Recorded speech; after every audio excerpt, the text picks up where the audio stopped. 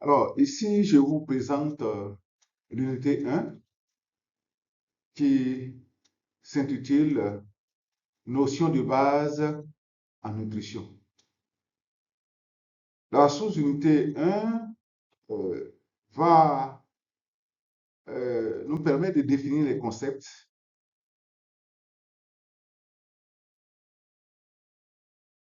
Alors, le plan donc, de cette sous-unité est le suivant.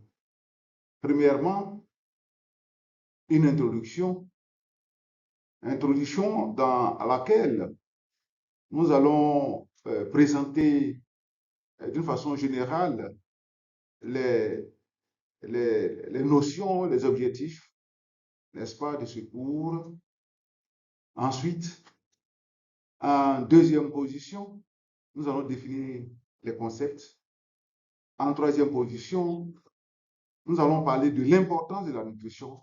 Et puis, à la fin, nous allons parler de l'influence de la nutrition sur la santé. Alors, quel est l'objectif général de ce cours? Eh bien, ce cours vise à acquérir des connaissances relatives à la nutrition fondamentale afin de mettre en application une alimentation saine et rationnelle fondée sur une connaissance rigoureuse des familles d'aliments. En termes d'objectifs spécifiques, il s'agira d'identifier les notions de base en lien avec la nutrition fondamentale, clinique et de santé publique. Comprendre les concepts fondamentaux en rapport avec la nutrition et l'alimentation. Et puis, expliquer les concepts fondamentaux en nutrition.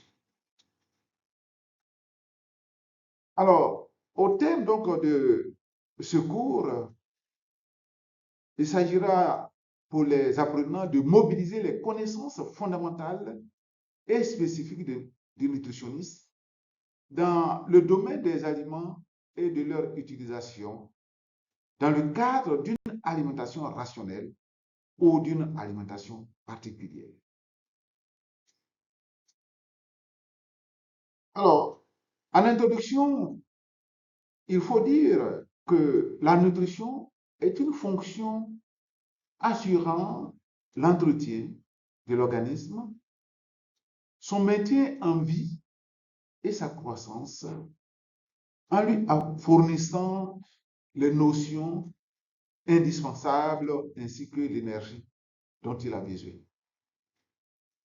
Elle, parlant de la nutrition, elle englobe la digestion et l'absorption de nourriture, la transformation des aliments, l'assimilation des nutriments, leur utilisation, c'est-à-dire la croissance, l'entretien, le fonctionnement, la production de chaleur et d'énergie. Et puis aussi l'excrétion. Les aliments ingérés libèrent des nutriments nécessaires au fonctionnement des cellules. Celles-ci ont besoin d'une diversité de nutriments et d'apports quantitativement équilibrés. Pour mieux comprendre les différents aspects de la nutrition, il apparaît nécessaire de connaître quelques concepts de base.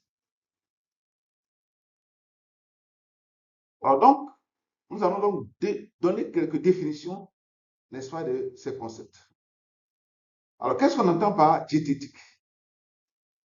La diététique, c'est la science de l'alimentation équilibrée, dont l'objectif est de permettre aux êtres humains de conserver ou retrouver leur poids, préserver ou améliorer leur santé.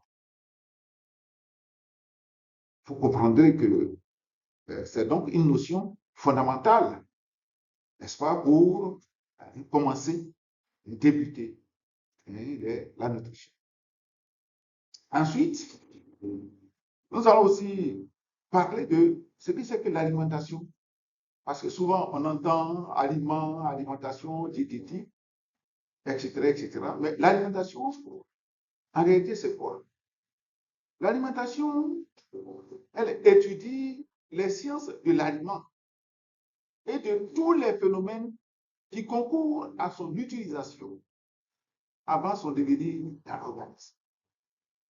L'alimentation est le procédé par lequel notre organisme assimile la nourriture et assure son propre fonctionnement.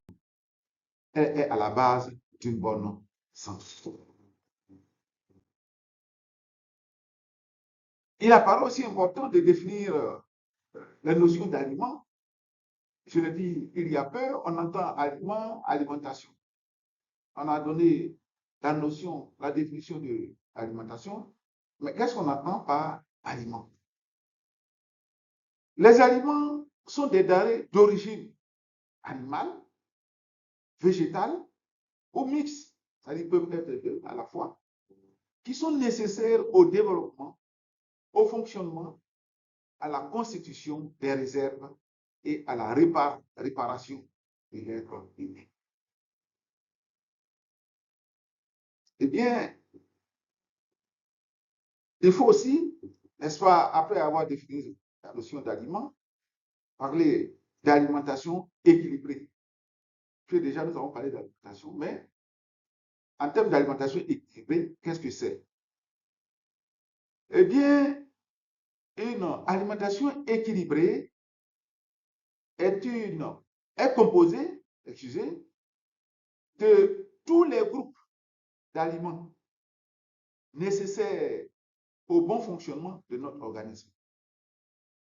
Vous verrez, lorsque nous donnerons le cours, n'est-ce pas, sur les catégories d'aliments, on reviendra là-dessus, hein, pour parler de tous ces groupes. Alors, l'alimentation équilibrée est donc un ensemble de mesures concernant la quantité de nourriture, leur répartition dans la journée, le type d'aliment et la manière dont on s'alimente dans un but de respecter l'équilibre alimentaire. Il y a aussi les nutriments. C'est quoi les nutriments? Les nutriments sont des éléments simples ou complexes qui composent les aliments et qui ont un rôle spécifique dans le métabolisme du corps humain et dont les utilisations métaboliques sont interdépendantes. Les aliments sont transformés en nutriments. On reviendra là-dessus, hein, je l'ai dit il y a peu. Donc, les aliments sont transformés en nutriments sous l'action des sucs digestifs, pouvant être utilisés directement par les cellules afin d'assurer la nutrition de l'organisme. On distingue les macronutriments et les micronutriments. Alors, qu'est-ce qu'on entend par macronutriments? Je crois que le thème déjà le dit. Dans macro, vous avez donc macro et puis nutriments. Alors, les macronutriments sont des substances qui sont nécessaires en grande quantité au bon fonctionnement de l'organisme. Ce sont les glucides, les lipides et les protéines. Alors, c'est quoi les glucides? Les glucides sont la principale source d'énergie. Ils constituent un carburant vital pour le cerveau, les muscles, et certains sont indispensables au bon fonctionnement de l'intestin. Les lipides sont des constituants indispensables de notre organisme. Ils sont formés d'acides gras dont on distingue deux types, les acides gras insaturés et insaturés. On reviendra largement dessus lorsque nous allons aborder, n'est-ce pas, le cours sur les protéines. Les protéines, quant à eux, ils regroupent les protéines, les acides aminés et les peptides. Les acides aminés combinés forment les peptides et l'enchaînement de ces peptides forment, n'est-ce pas, les protéines. Alors, tout à l'heure, j'ai dit que au niveau des nutriments, on en distinguait deux. On a parlé des macronutriments qui sont représentés par les glucides, les lipides et les protéines. Mais c'est quoi les micronutriments? Eh bien, ce sont des substances qui sont nécessaires en petite quantité par rapport aux macronutriments, en petite quantité, au bon fonctionnement de l'organisme. Il s'agit entre autres des vitamines. Alors, les vitamines, c'est quoi? Les vitamines sont des substances essentielles pour l'organisme et notamment pour le bon fonctionnement des processus physiologiques. Ce sont des molécules actives en très faible quantité et dont les carences peuvent engendrer des maladies graves ou des dysfonctionnements. L'apport des vitamines par l'alimentation est primordial puisqu'il ne peut pas les fabriquer, à l'exception de deux vitamines, dont la vitamine K et la vitamine D. Du côté donc des vitamines, il y a les minéraux. Les minéraux sont des composés présents dans l'organisme avec des fonctions importantes de structure cellulaire, importante aussi du point de vue physiologique. Donc, la régulation, par exemple, de l'eau, les activités hormonales et enzymatiques, les influx nerveux, etc., etc.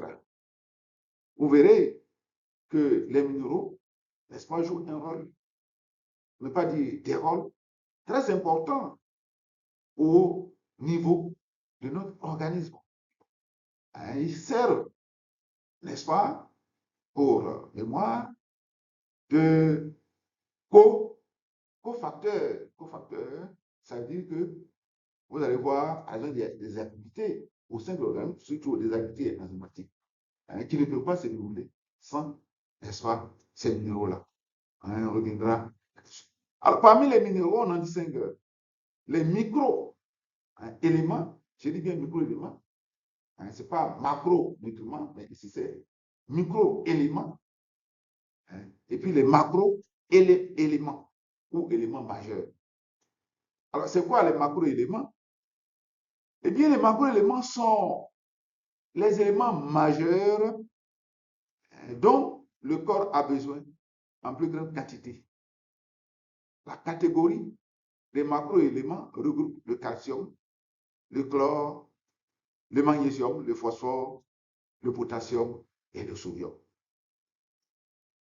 Tandis que les oligo-éléments ou éléments traces sont les micro-éléments dont le corps a besoin en petite quantité, donc quantité infime, comme le fer, le manganèse, le zinc, etc., etc. Il y a aussi des notions, n'est-ce pas, qui sont fondamentales qu'il faut savoir. À savoir les phytonutriments. Vous voyez, dans phytonutriments, il y a phyto, donc, qui proviennent des plantes, des nutriments qui proviennent des plantes. Alors, les phytonutriments sont des nutriments issus des végétaux. Ils sont présents à l'état naturel dans les aliments d'origine végétale, comme les fruits, les légumes, les produits à base de grains entiers ou les légumineuses. Et donc, qui jouent aussi un rôle, n'est-ce pas, très important, n'est-ce pas, dans le métabolisme. On aura l'occasion de définir ce que c'est que le métabolisme. Parce que on verra que ces phytonutriments-là jouent, n'est-ce pas, des rôles d'antioxydants. D'antioxydants. D'accord? Alors, on va aussi définir la notion de ration alimentaire. On entend parler beaucoup de rations alimentaires. Souvent les gens le disent, mais ils ne savent pas ce que c'est.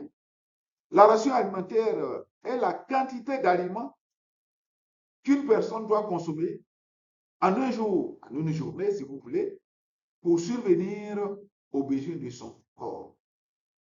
On distingue plusieurs types de rations, à savoir la ration de croissance, d'accord? Ça va se rapporter aux enfants. La ration d'entretien, hein, aux adultes, et puis la ration de travail.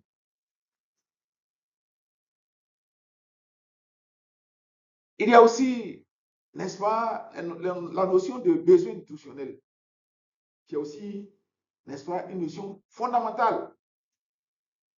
Notion fondamentale. Quand on fait la nutrition, hein, c'est une des notions, de mon point de vue, qui demeure d'importance, qu'il faut savoir.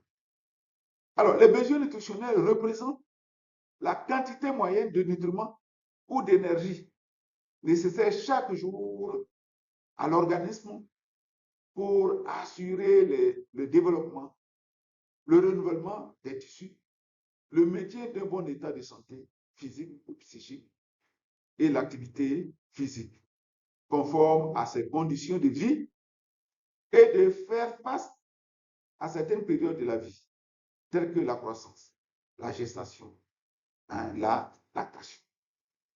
Parce que ce qu'il faut savoir, c'est que les besoins nutritionnels d'un enfant, d'un nouveau-né, n'est pas, ou alors ne sont pas les mêmes besoins que, par exemple, une femme allaitante ou une femme enceinte.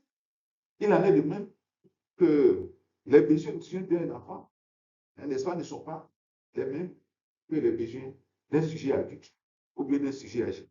Donc, c'est pour ça que j'insiste là-dessus pour dire que c'est une notion de fond fondamentale. Il y a aussi la notion d'équilibre alimentaire. C'est aussi très important. Souvent, nous mangeons, mais est-ce que, n'est-ce pas, ce que nous mangeons, notre alimentation est équilibrée? Eh bien, l'équilibre alimentaire représente la quantité moyenne de nutriments ou d'énergie nécessaire à l'organisme chaque jour pour assurer le développement, le renouvellement des tissus, le maintien d'un bon état de santé physique et psychique et l'activité physique conforme à ces conditions de vie et de faire face à certaines périodes de la vie, telles que la croissance, la gestation et la lactation. Alors, ici, ce qu'il faut ajouter, c'est que lorsqu'on parle d'équilibre alimentaire, il faut voir en termes de variété. Sur variété, hein, ensuite, de diversification. Alors, qui parle de variété, vous verrez, n'est-ce pas, les aliments, hein, vous allez voir qu'il y a plusieurs groupes d'aliments. Mais dans chaque groupe, il y a toute une variété, hein, d'aliments.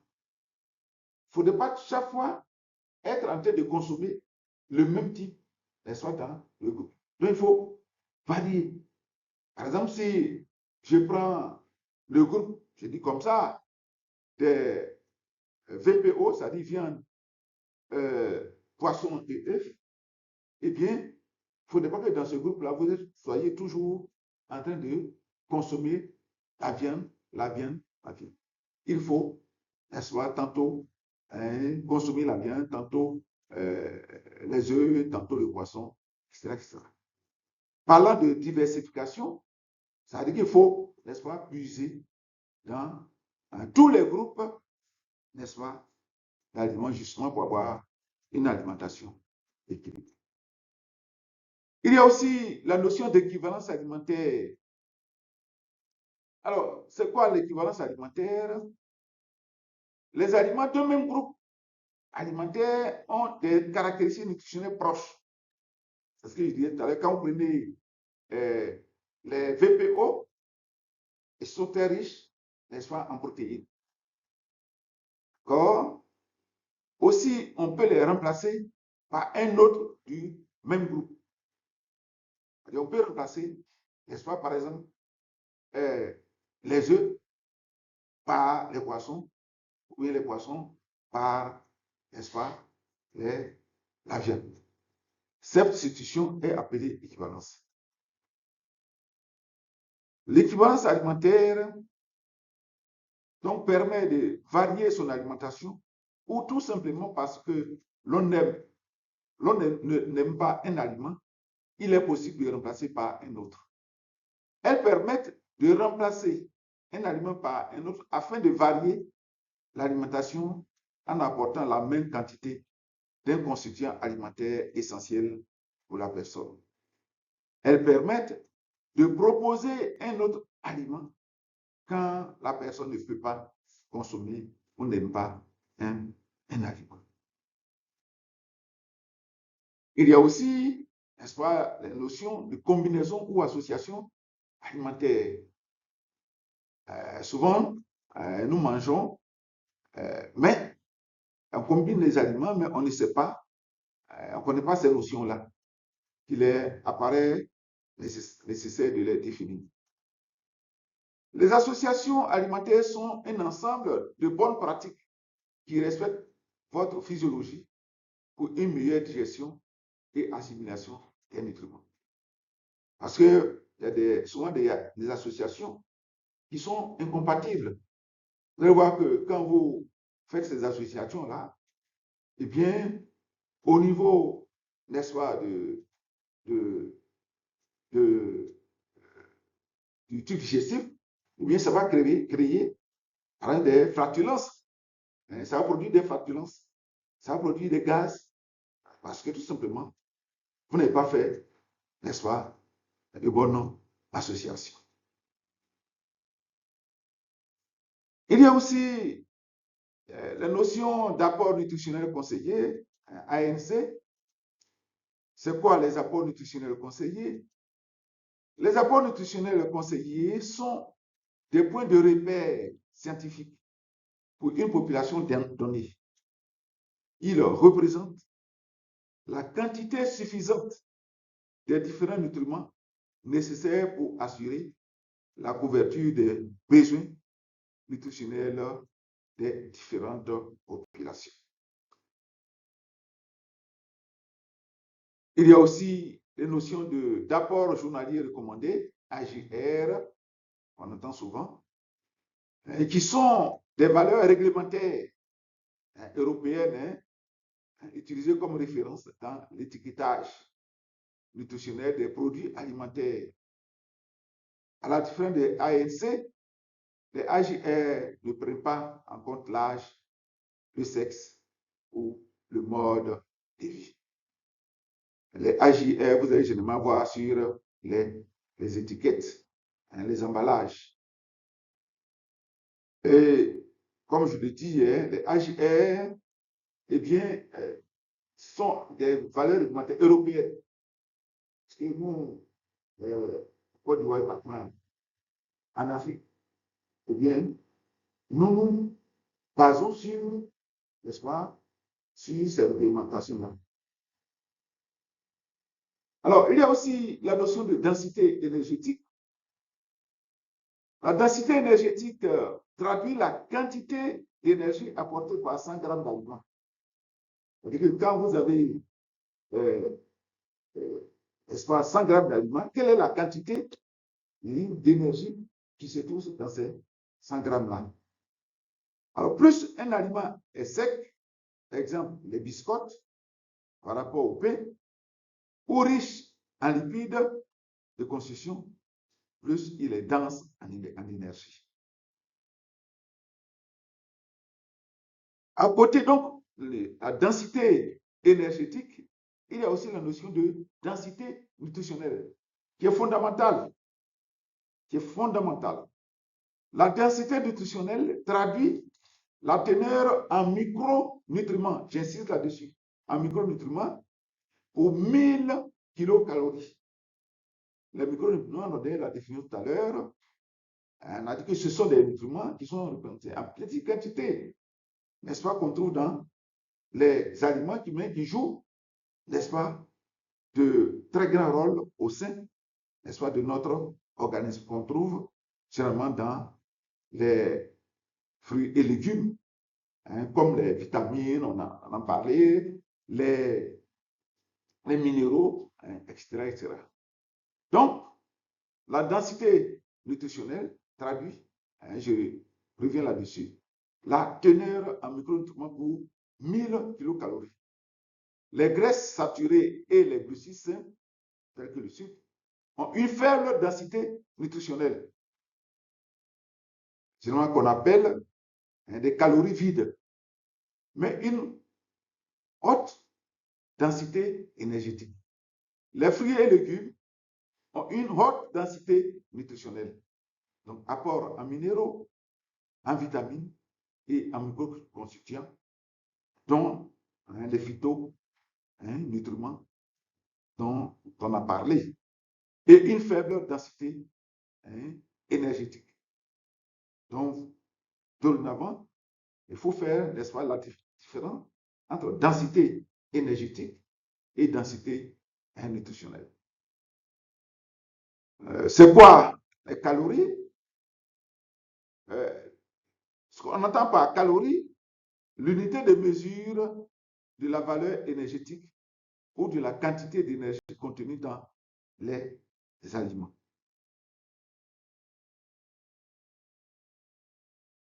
On entend aussi souvent les calories vides. Je crois que j'en ai parlé tout à l'heure. Un aliment à calories vides est un aliment qui apporte des calories, mais dont l'apport nutritionnel n'est pas intéressant pour l'organisme. J'ai parlé tout à l'heure des biscottes, par exemple les viennoiseries. J'ai parlé des confiseries comme les bonbons. Ce sont des calories vides. Il n'y a pas de nutriments là-dedans. Ces aliments-là, n'est-ce pas, présentent une densité énergétique très élevée et une faible densité nutritionnelle. On entend aussi l'état nutritionnel. Qu'est-ce que c'est que l'état nutritionnel? L'état nutritionnel est l'état physiologique d'un individu qui résulte de la relation entre la consommation alimentaire et les besoins, ainsi que la capacité du corps à absorber et à utiliser les nutriments. Il y a aussi les notions de malnutrition. C'est quoi la malnutrition? C'est aussi un état physiologique résultant d'une inadéquation par excès ou par défaut entre les apports alimentaires et les besoins de l'organisme. La malnutrition révèle trois formes. La sous-alimentation ou sous-nutrition, c'est-à-dire consiste à manger insuffisamment. Il y a aussi les carences alimentaires, c'est-à-dire manger mal ou de façon déséquilibrée. Et puis il y a la suralimentation ou surnutrition, qui consiste à manger trop. Voyez donc, voyez la notion de malnutrition qui soit, est représentée, comme je l'ai dit, sous différentes formes. Il y a aussi l'aspect de la sécurité alimentaire qui consiste, n'est-ce pas, à définir, selon soit la FAO, qui indique que la sécurité alimentaire existe lorsque tous les êtres vivants ont à tout moment la possibilité physique, sociale et économique de se procurer une nourriture suffisante, saine et nutritive, leur permettant de satisfaire leurs besoins et préférences alimentaires pour mener une vie saine et active. Donc, voici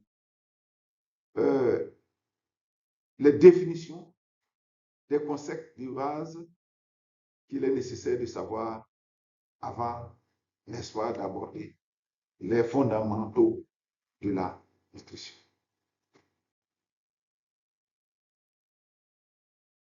Alors, mais c'est les définitions des concepts que nous avons eu à donner. Mais il faut aussi savoir que eh bien, la nutrition a une importance, hein, a une très grande importance sur l'être humain. Alors, en grand A, les besoins nutritionnels. Les besoins nutritionnels doivent répondre à 3 critères. On a déjà donné la définition. Mais ici, il s'agit de voir l'importance de la nutrition. Les besoins nutritionnels doivent répondre à 3 critères. Les besoins de construction, les besoins d'entretien, les besoins de réparation de l'organisme.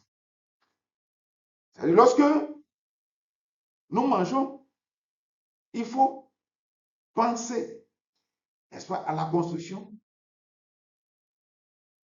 de notre organisme, à l'entretien de notre organisme et à la réparation de notre organisme. Dans la notion de besoin aussi, il faut retenir la protection contre les agressions externes. J'ai eu à parler, n'est-ce pas, des micronutriments, c'est-à-dire les antioxydants, qui jouent un rôle très important au sein de notre organisme. Il y a aussi l'apport d'énergie et puis l'hydratation. Donc, ceci joue un rôle très important dans le domaine de la nutrition. Alors, en grand B, il y a les besoins énergétiques. Les besoins énergétiques sont importants car ils nous permettent d'assurer les grandes fonctions métaboliques telles que la contraction musculaire, ensuite la respiration, la digestion, l'excrétion et la circulation. Eh bien, si nous prenons la respiration, eh bien, cette respiration ne peut pas se faire sans l'utilisation de l'énergie, c'est-à-dire des dépenses énergétiques.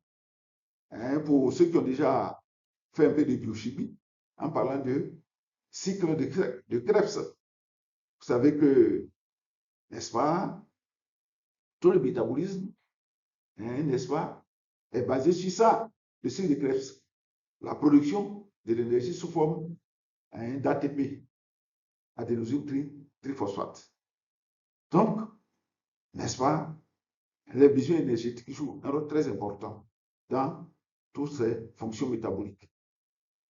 Il y a aussi que ces besoins interviennent dans l'activité musculaire, physique et psychique. L'énergie a un impact sur l'activité des individus. Pour la thermorégulation, par exemple, eh bien, les besoins énergie sont très importants. C'est d'autant plus que, n'est-ce pas, il permet à l'homme de garder, n'est-ce pas, ce qu'on appelle le myotherme, c'est-à-dire la stabilité de l'énergie, excusez-moi, de la température corporelle. Vous voyez que, eh bien, l'homme, d'une façon générale, doit maintenir sa température à 37 degrés. Et justement, c'est cette thermorégulation qui nous permet de maintenir cette température constante.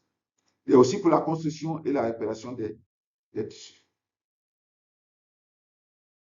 Eh bien, quelle est l'influence de la nutrition sur la santé?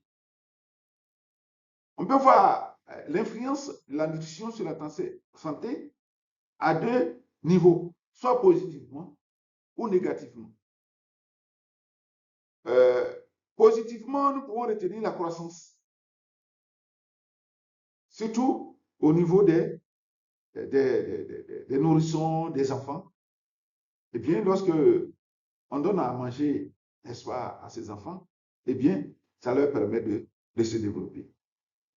Il y a aussi l'allaitement. L'allaitement, eh bien, on sait que le lait, qu'il soit artificiel ou maternel, est très riche en nutriments. n'est-ce pas? Et donc, lorsqu'on donne ces laits aux enfants, eh bien, ça va leur donner, n'est-ce pas, leur permettre de se développer.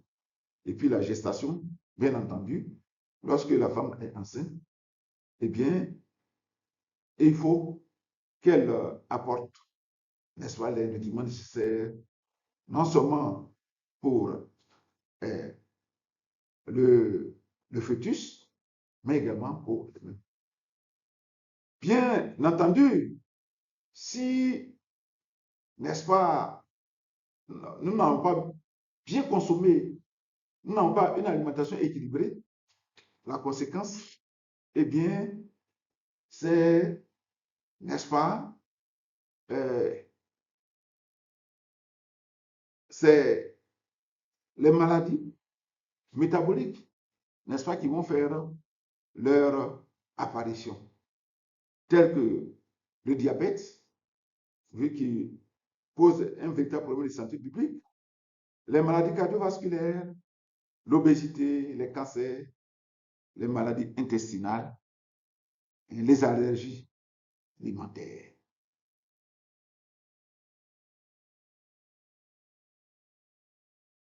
Merci de votre attention.